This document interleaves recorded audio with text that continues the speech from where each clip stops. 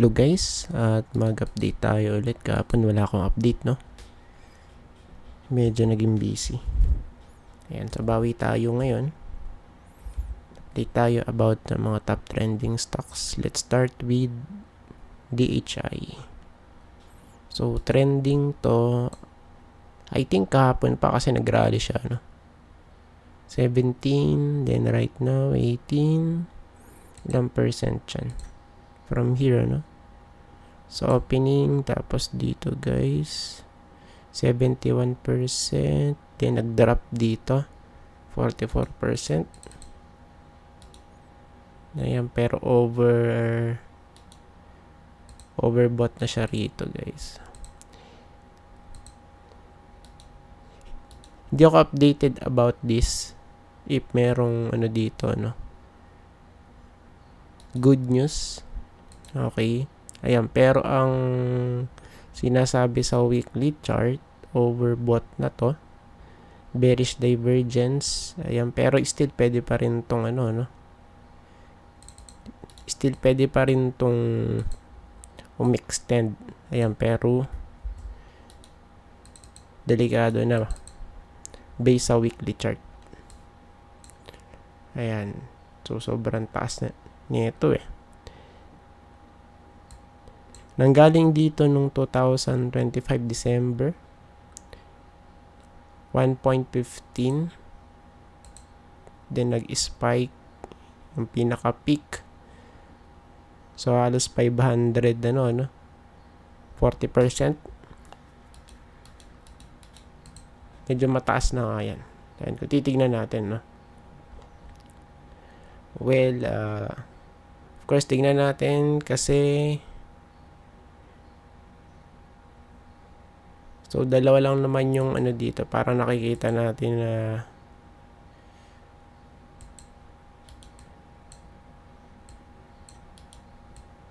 ayan, no? Support. So, pinakamalapit na support based dito sa weekly chart. Eto, ayan. Malapit sa 5.16. Since yung mga support and of course yung sa resistance, kumbaga area yan, no? Ayan. So, pag binara natin yan, so, possible is dito babalik. Ayan, sa may 5, ano? 5 point something. 0.15 or malapit sa 0.1. Then, yung isa pa natin nakikita dito, so 4.5 naman. So, dito guys. Yan, no? So, base po ito sa big picture. Ayan. Well, tingnan natin, no? Yan, kasi kaka-breakout lang na to eh. Kaka-breakout lang guys this week, no? Daily chart, tingnan natin. Ang haba, oh.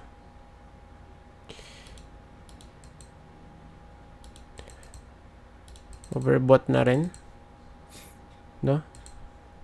For our chart, doji, tapos okay, pabaloktot na, overbought na rin guys, no? Ayan, so it means medyo ingat lang dito guys, ano? Ayan, plus for plus wait. So sa weekly chart medyo pulahan. Okay. And yun nga, no? So, almost overbought na yung sa stock. Ayan, tapos medyo mahina pa rin yung kanyang RSI. Ayun, hindi makarecover dito. No? 48, 49. Sa daily chart. Ayan. So, dito tingnan natin, ano? Kung makaka-recover. At mag-retest dito sa may 19.8. Malapit dito guys. Yes, area na to. 19.8. Diyan. Okay, so still looks good naman yung kanyang itsura right now. Okay, pero tingnan natin kung ano, no? Kung tutuloy ba. Ayan. So dito medyo alanganin pa. We have here lower high tapos lower low. It means ano siya, pa downtrend na, tapos may divergence pa dito based for our chart. Ayan. So pwede to mag-rally dito guys, malapit sa red line 18.76, or kung di makapanik dyan, of course possible, ayan, sa may next support malapit sa 16.6.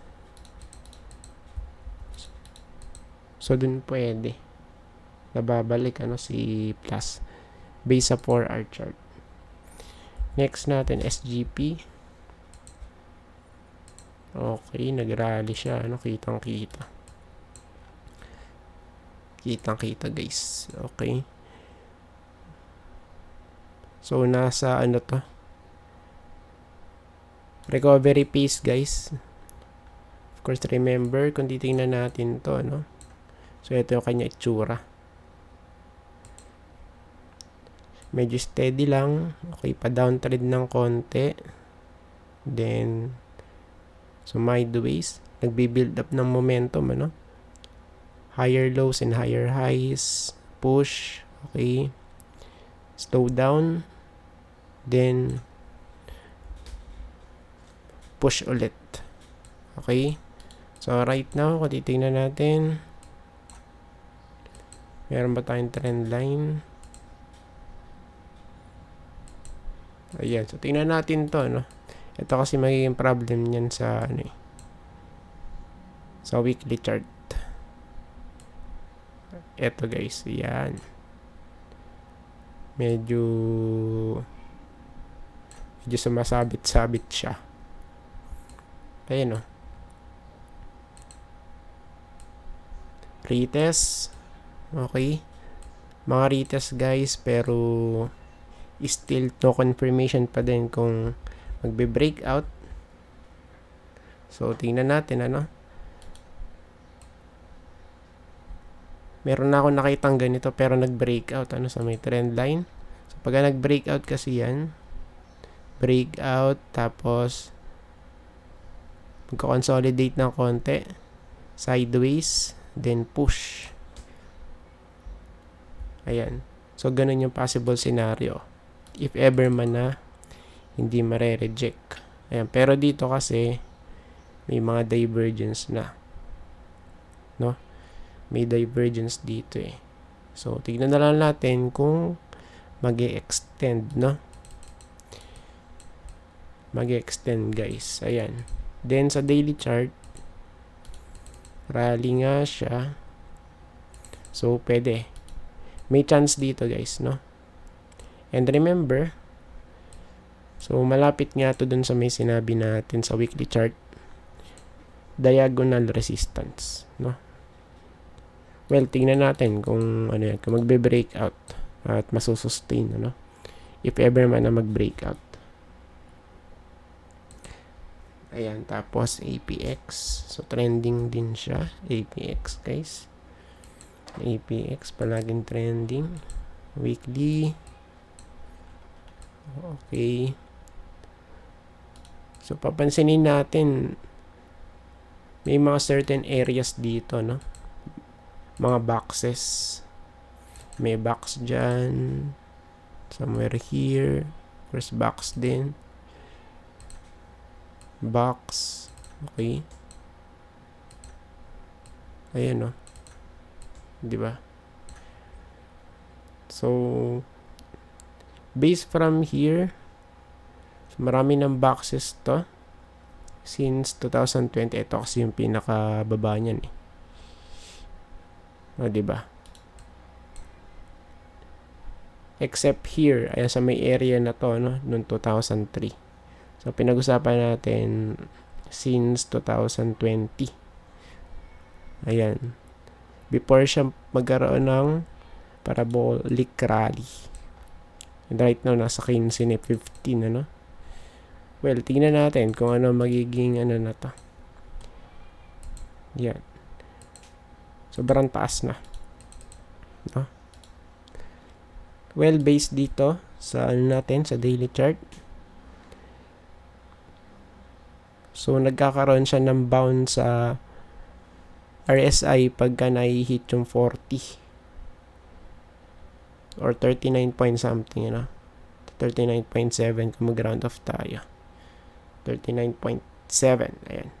So, malapit din, guys. So, it means, so, pwede ba tayong malaglag somewhere here sa area na to?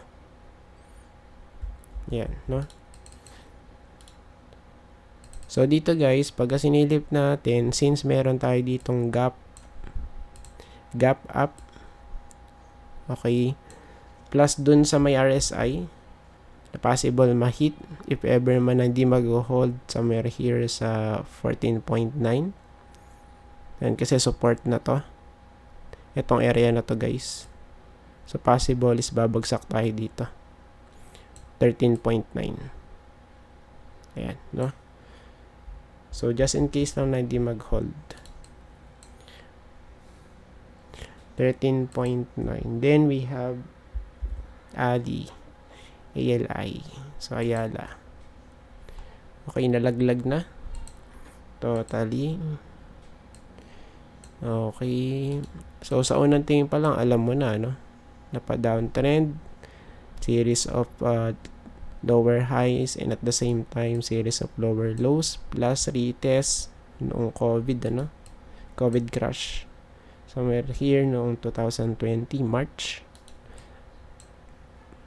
Month of March, and right now nag-exceed pa nga dun, ano, nung COVID crash.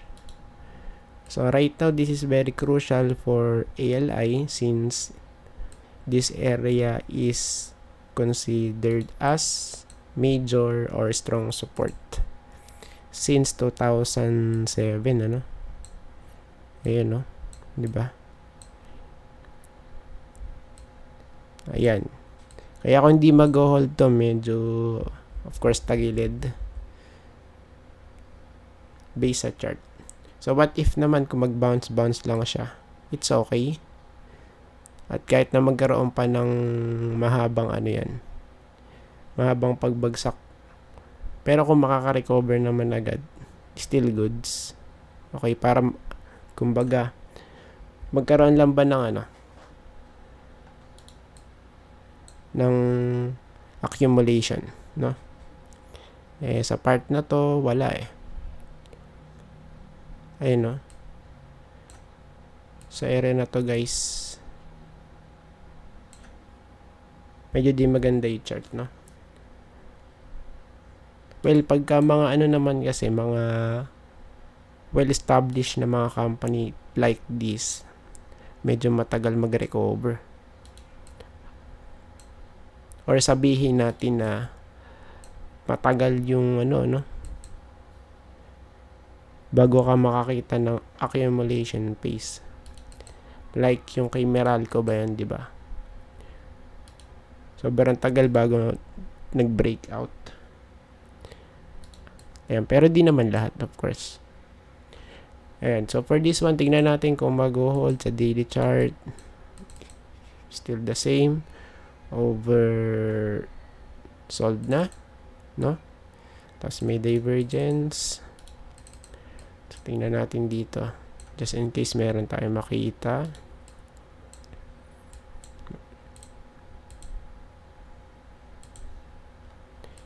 Okay, so pwede to, no? I think eto. What do you think, guys? So, pwede kaya to?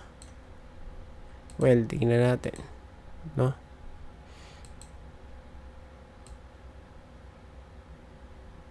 Ayan. So, for now, pwede natin ito pagbasihan.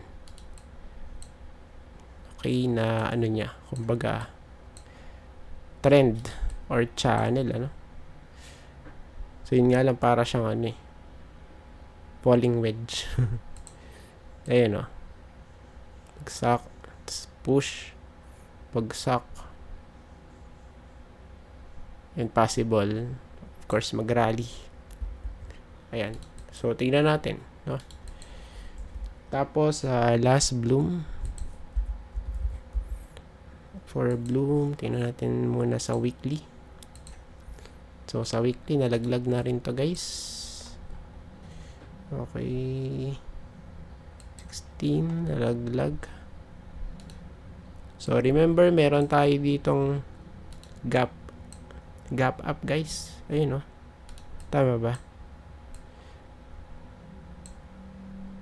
Ito. Yan sa area na to. So, yun nga lang. Yung mga line ano. Well, tingnan natin, no? So, based dito, pwede rito guys, I think. Dito sa area na to siguro. At kasi dito marami, oh. No, diba?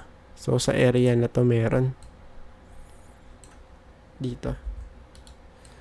Ayan. And kung babalik tayo doon, kung saan nalaglag 2.23.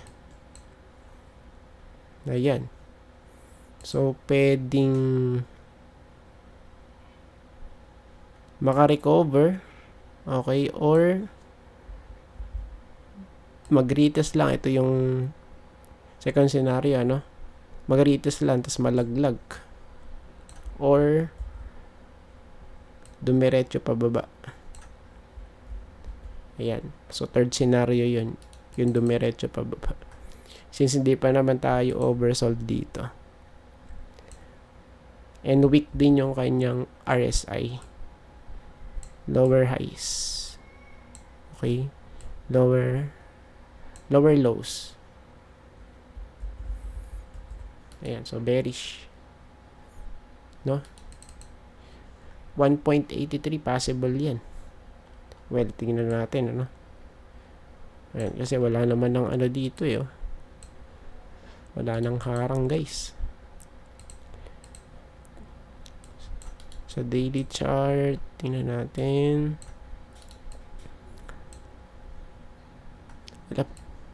Wala, pabagsak talaga. Yung last na medyo nag-rally to nung last year, April nga lang. Well, tingnan natin. Ayun, no? 140 plus %. Nag-rally nung April. Kailan ba April dito? So, tingnan natin yung history. April. May, April. O, wala. Hindi. Ayan, kasi no 2024 medyo alanganin yung ano niya. Yan, pero nung last year, 2025, April, nag-rally siya, yo. And right now, March. So, March, medyo tagilid, ano? 2024 March. Silipin natin, March. March, eto yun, no? Eto yun, guys. So, March. Tas April bumagsak. Ito yun, ano, 2024. Tapos March last year, 2025. Somewhere here. Okay, tas bumagsak. So it means we're not sure, ano? Since March ulit ngayon, possible malaglag based dun sa 2024 and 2025 movement. Ayan, kasi yun lang sinilip natin, eh. Diba? So, since March ngayon, of course, possible. Yun nga, malaglag, no? Well, tignan natin kung ano mangyari dito for bloom, no? Ayan. So, still bearish pa to. And remember, rectangle to, no? Rectangle yan. Okay, tas nalaglag. Ayan. So, naging continuation pattern. Ayan. And I think tapos na po tayo, guys. At maraming salamat po sa panonood. See you po sa next video. Bye-bye and God bless.